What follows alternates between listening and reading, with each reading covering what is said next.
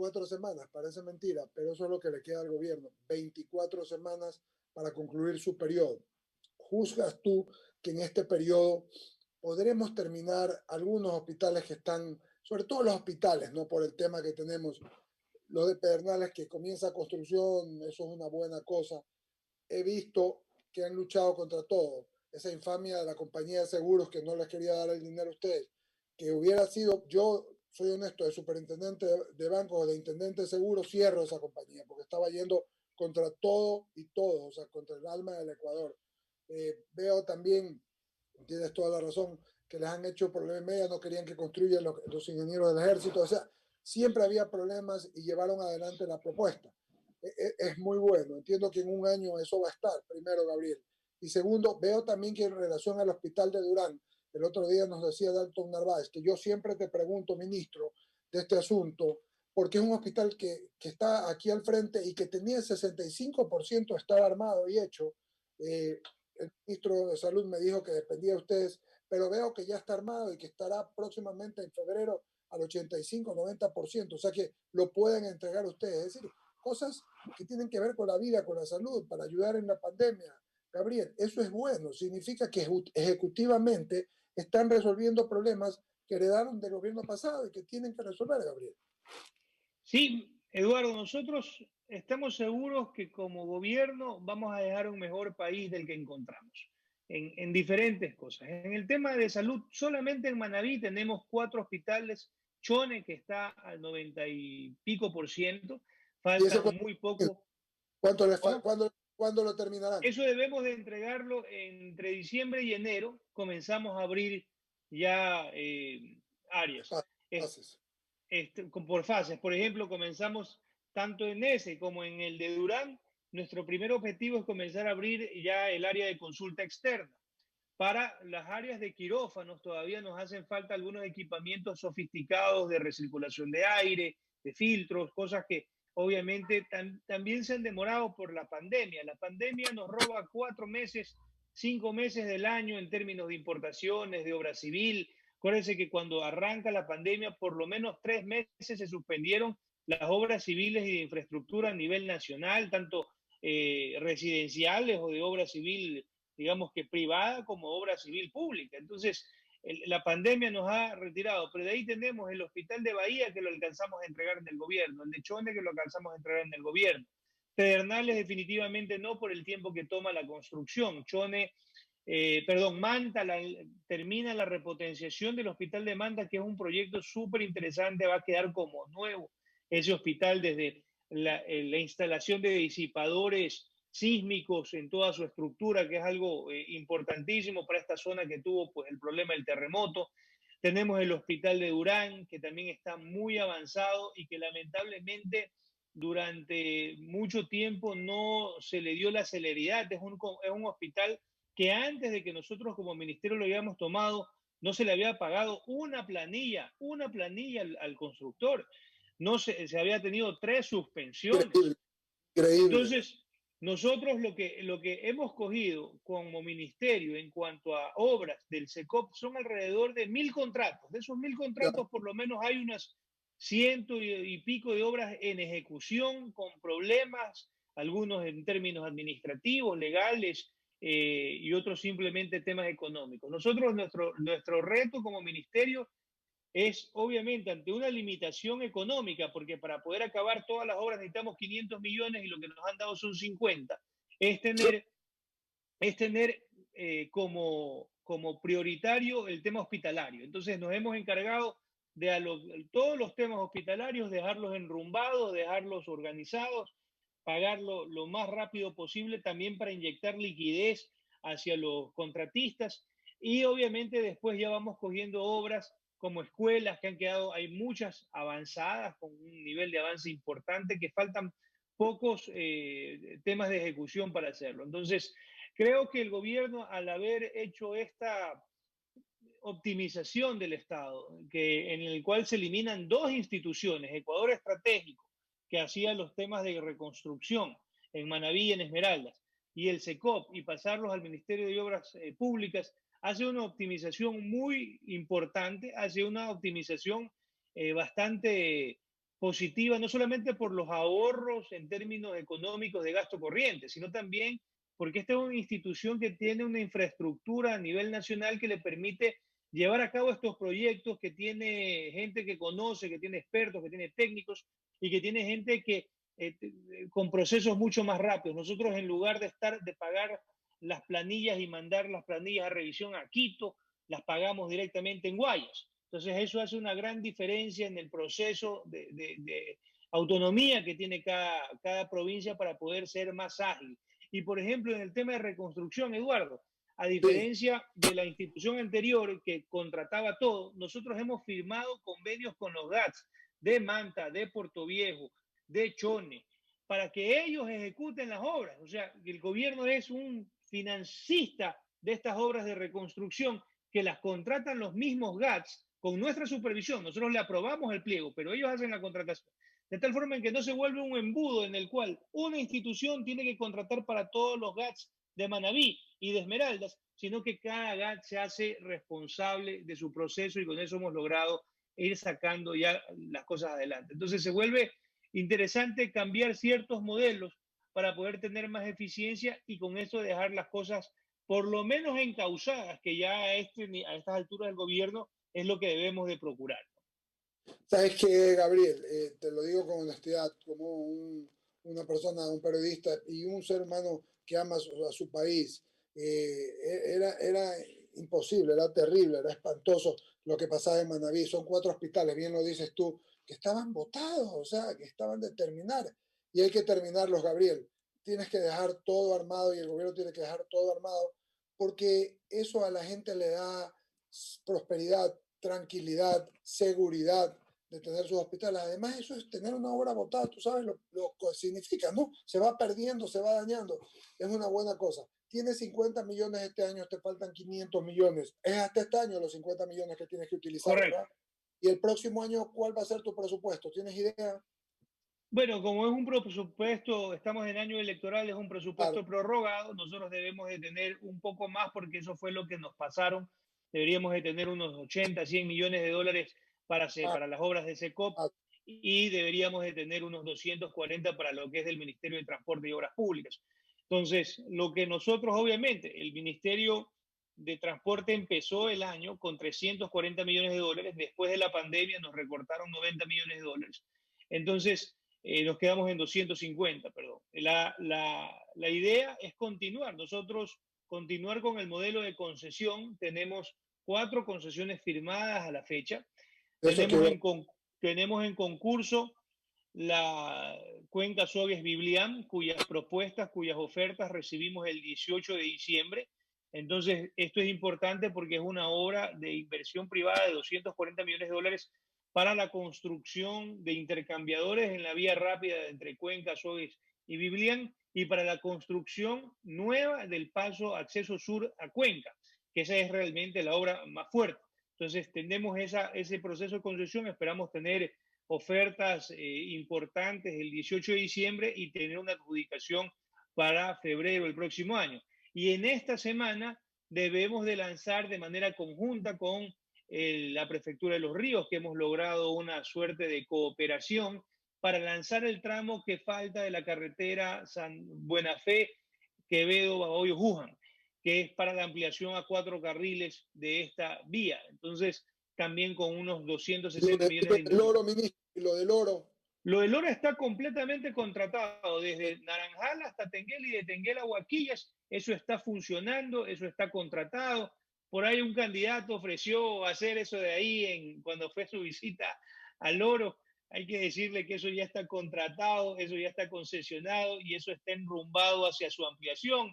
Entonces, lo que nosotros estamos dejándole, y va a ser muy anecdótico, es que el gobierno próximo que venga va a tener muchas obras que inaugurar que se las va a dejar este gobierno. Gabriel Martínez, había un hospital en Manabí, perdón, en Esmeraldas, que le faltaba una nadita, una tontería. Lo terminaron, me parece que no sé si, no recuerdo si eran Atacames, era un hospital, pero eran Esmeraldas, que le faltaba, que estaba al 96%. Estamos hablando de que esto lo habremos hablado en plena pandemia. ¿Cómo lo terminaron? ¿Sabes al que me refiero?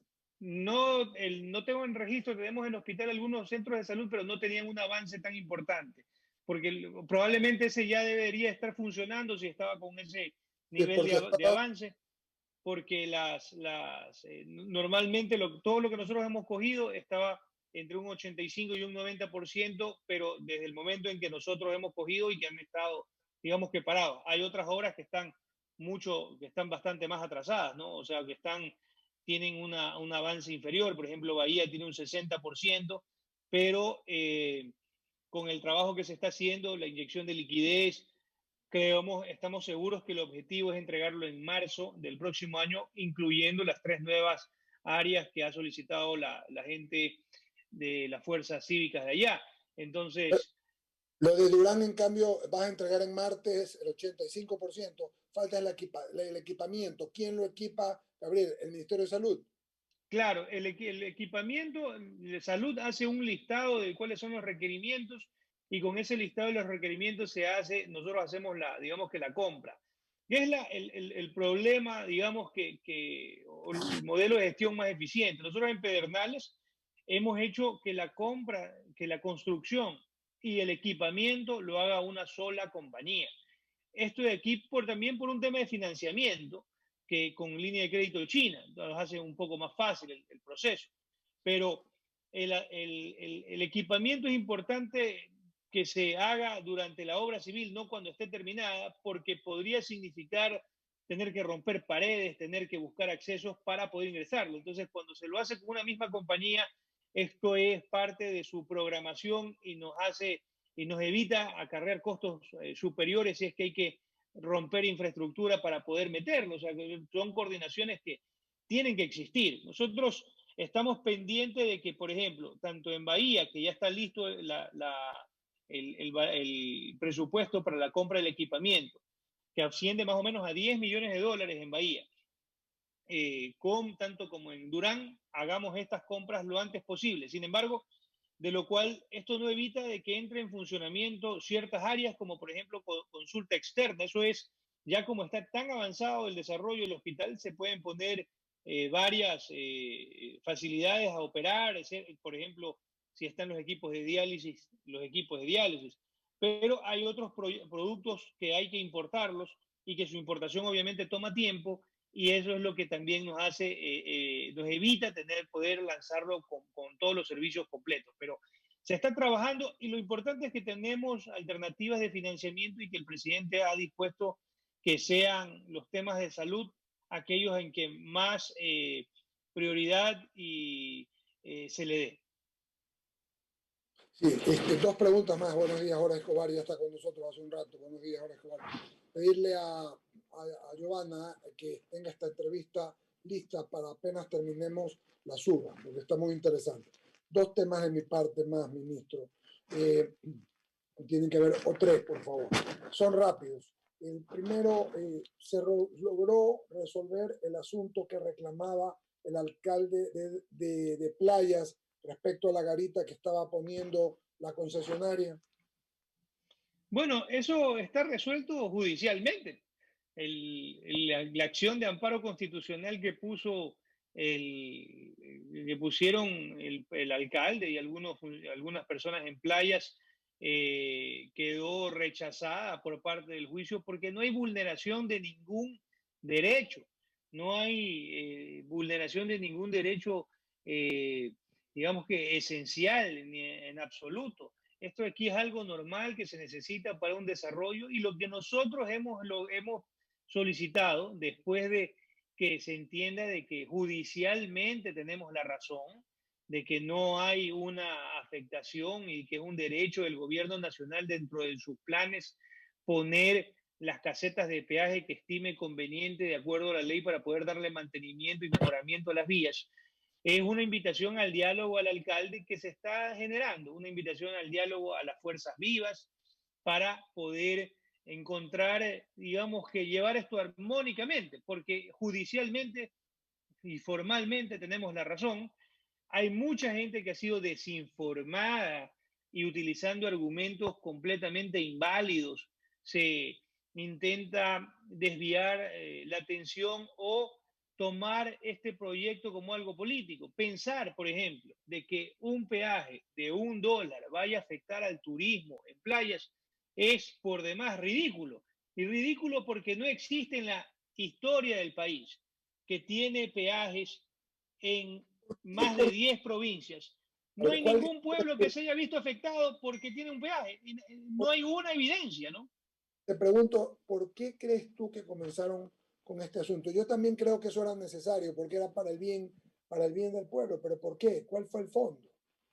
Yo creo que ahí hay un trasfondo primero de mucho desconocimiento, de mucha ansiedad, de mucho nerviosismo y de poca comparación, porque si usted se pone a ver, cuando yo he hablado con la gente de playa, me dicen, no, es que la gente acá es pobre. Yo le digo, bueno, ¿usted cree que que no hay gente pobre en el Carchi, que no hay gente pobre en Imbabura, que no hay gente pobre en Chimborazo? Y en todos estos lugares hay peajes, que no hay gente pobre en el resto del Guayas, en donde existen temas, carreteras concesionadas. ¿O usted no cree que esos pueblos en donde hay buenas carreteras han mejorado sus condiciones justamente porque hay una buena carretera que le permite a las personas llegar y poder consumir e ir y estar visitando estos lugares? Entonces, yo creo que hubo mucho desconocimiento. Siempre esto de aquí se puede prestar para que haya un protagonismo político y obviamente esto se aprovechan algunas personas. Creo que es justo aspirar que haya apoyo por parte del gobierno central. Y yo lo que le decía a la gente de playas, mire, en Santa Elena nosotros llegamos a un acuerdo con el prefecto José Daniel Villao y le dijimos, José Daniel, a ver, nosotros podemos ayudarte en una carretera de orden provincial que no es competencia del gobierno central y podemos invertir en esa carretera. Y lo hicimos así con una vía que es de Zacachún, del pueblito Zacachún, hasta la carretera principal que es la I-40. Entonces, invirtiendo más de $1 millón de parte del gobierno central en una vía que no es de nuestra competencia, pero que es una vía importante para el desarrollo de esta comuna que necesita sacar sus productos y necesita recibir turistas. Entonces, lo que se les ha propuesto es, bueno, el peaje nos evita tener que gastar en la vía principal y esos ahorros que podemos tener en la vía principal, porque ya van a ser pagados por el usuario a través de una concesión, a través de una empresa privada que es la gestora, nosotros podemos invertir dentro de la ciudad y hemos hecho un plan para invertir en diferentes calles dentro de playas, mejorar hacerle un recapeo, una repavimentación, dejarlas bien puestas para que la gente se sienta cómoda de ir a playas. Entonces, creo que ahí el asunto del diálogo nos va a llevar, estamos analizando cómo afectar lo menos posible a algunas de las comunas más pobres, en las cuales tampoco hay carros. Entonces, no era un tema de reclamo, decir, bueno, me va a afectar el peaje, primero hay que saber si tengo carro. Entonces, ya el asunto creo que va por buena línea, hay una apertura, siempre la hubo de parte nuestra, hemos conversado con mucha gente del sector de la sociedad civil de playas, le hemos indicado las obras complementarias que queremos hacer en la ciudad y creo que eso ha traído mucha calma, mucho entendimiento del tema y hemos logrado desmontar muchos mitos falsos que se impusieron por gente interesada. Martínez, eh, ¿cuál es la historia hoy, ya que hemos hablado tanto, ya le doy paso a mis compañeros, le dije que eran tres temas, del famoso quinto puente, puente del norte, al que también le llaman puente del cuento, el puente del cuento, el que viene desde Taura, que cuando llegaste estaba, después no estuvo, se iba a licitar, se está haciendo algo con el municipio. ¿Cuál es la verdad del puente del cuento? Cuéntenos, Gabriel. Bueno, el quinto puente, nosotros hemos indicado que en octubre hubo una licitación. En el peor momento para el Estado ecuatoriano de sacar una licitación. Era un proyecto que inicialmente estuvo diseñado para costar $1.100 millones. Un puente muy costoso, un puente obviamente eh, dimensionado como para otra realidad económica del país. Y se habla mucho de que es completamente financiable con el paso de vehículos. Pero el paso de vehículos y a través de poner peajes, uno también tiene que entender hasta cuántos peajes puede poner y además de cuántos peajes puede poner, cuánto puede ser el valor del peaje para que la gente igual esté dispuesta a hacerlo y no a darse la vuelta por la perimetral. Entonces, nosotros hemos hecho un cálculo, el proponente privado que presentó en marzo de este año al ministerio, obviamente se hizo un trabajo conjunto, eh, indica claramente, primero redimensiona el puente, lo baja a 700 millones de dólares entre CAPEX y OPEX, o sea, hablando de la inversión inicial más el mantenimiento durante el tiempo de la concesión, y dimensiona la inversión inicial en 450 millones de dólares con un aporte del Estado, requiere un aporte del Estado de 350 millones de dólares, como digamos que máximo. Esto igual, nuestra propuesta era que entre en una puja, en un concurso, y que esta puja determine un valor inferior. Pero esto obviamente determina que el Estado debe de poner un aporte. Y esto de aquí no es raro porque mucha gente dice que debería ser financiado 100% Pues, por el sector privado. Y usted tiene aquí una realidad como la aerovía de Guayaquil, que el municipio de Guayaquil pagó el 85% de la infraestructura y el privado solamente pagó el 15%. Y el privado lo va a pagar, no, lo va a operar, perdón. Entonces, esta es una obra que necesita aporte del Estado.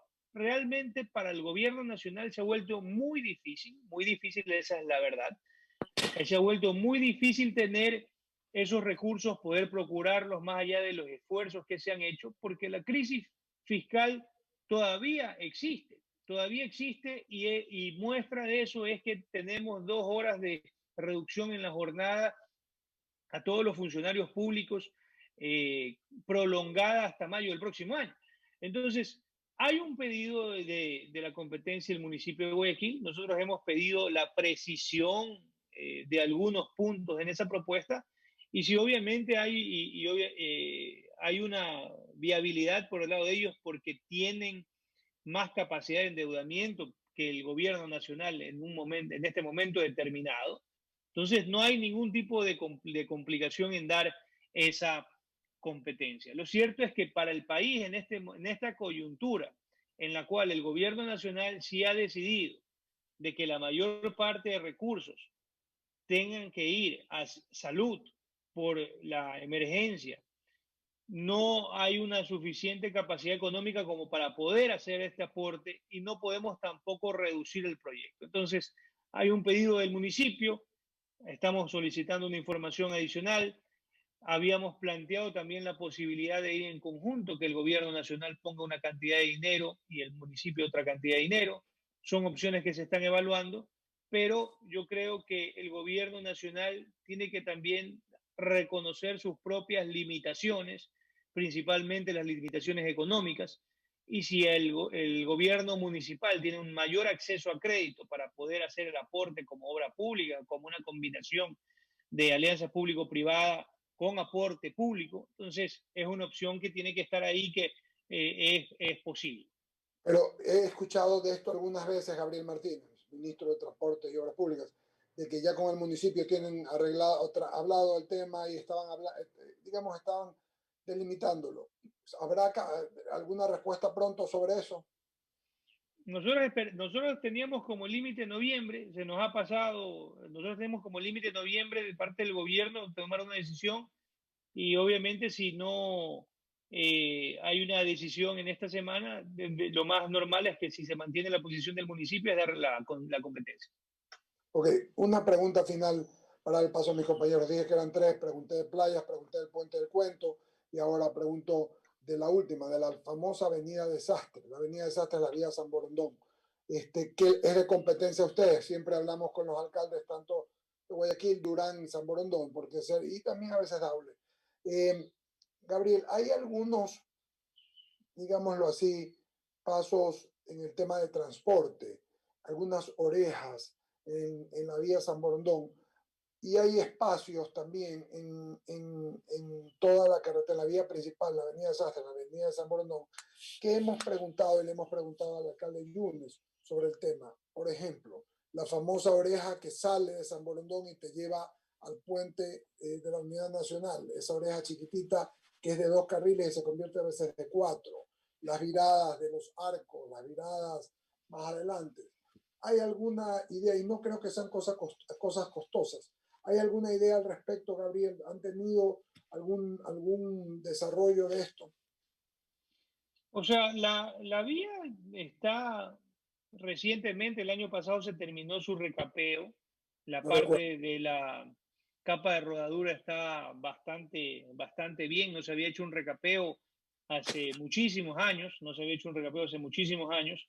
De Y acuerdo. actualmente la vía creo que está bastante funcional. Algunas de las panzas, que fue diseño del municipio el que presentó el diseño de esas panzas que existen y que tienen obviamente un problema porque la vía crece mucho en tráfico, pero ya no tiene físicamente hacia dónde crecer, no hay un respeto, no existió, digamos, que una planificación adecuada, porque esto aquí es igual que haber sido Progreso, pues, ¿no? O sea, la vía San Borondón es como si fuera Progreso Cerecita, que estaba la vía y la gente puso sus casas de un lado y del otro, o sea, no es que no hay mucha planificación urbana, es bastante No. rudimentario lo de la vía San Borondón, y a pesar de ser una zona exclusiva y obviamente de personas con una capacidad adquisitiva importante, lo cierto es que tiene el mismo desarrollo que cualquier pequeño pueblo del país en el cual pues se pegó la construcción de las casas, solamente que estas pues obviamente de mayor costo económico hacia un lado de la carretera. Entonces es difícil, digamos, que considerar, creo que el diseño de las panzas, si usted lo ve en otras vías como la Chongón, la terminal terrestre Pascuales, perdón, usted ve cómo las panzas funcionan y no Sí, las señor. siente, pero porque la vía se abre hacia el lado derecho también. Entonces usted tiene, la panza se abre hacia el carril izquierdo, pero hacia el lado del carril derecho también se abre. Acá no hay esa posibilidad porque significaría llevarnos los parterres y probablemente meternos incluso hasta forzar que ciertas herramientas se van para atrás, y por eso la dificultad de esta vía. Entonces, ahorita creemos que está lo más funcional posible, pero eso no implica que haya posibilidades de mejoramiento en el futuro con algunos diseños adicionales. Lo cierto es que hay también un pedido por parte del municipio de San Borondón, que eso no lo hemos logrado terminar de tratar, porque es una vía principalmente urbana ya. Ya a estas alturas del partido es una vía muy urbana Es y urbano. que debería de ser asumida por parte del municipio. Pero obviamente nosotros no podemos dar, si nos solicitan una infraestructura de este tipo, no podemos dar el presupuesto.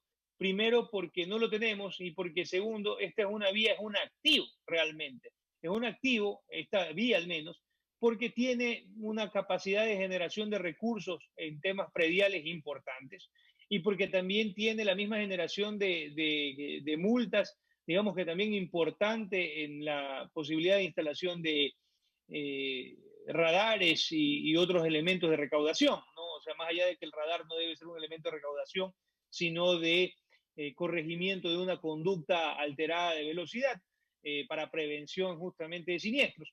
Pero el hecho es de que hay que tomar una decisión con respecto al tema, y si no hay una decisión por parte del municipio de recibirla, nosotros tendremos que buscar planificaciones a largo plazo sobre la misma vía, pero obviamente no puede pedirse el entregar una vía como esta, que es un activo, que se puede recaudar. No estamos hablando de una vía en una zona, digamos que de bajos ingresos, sino de ingresos, digamos que importantes, en donde se puede generar suficientes recursos para poder darle mantenimiento sin tener mayor inconveniente.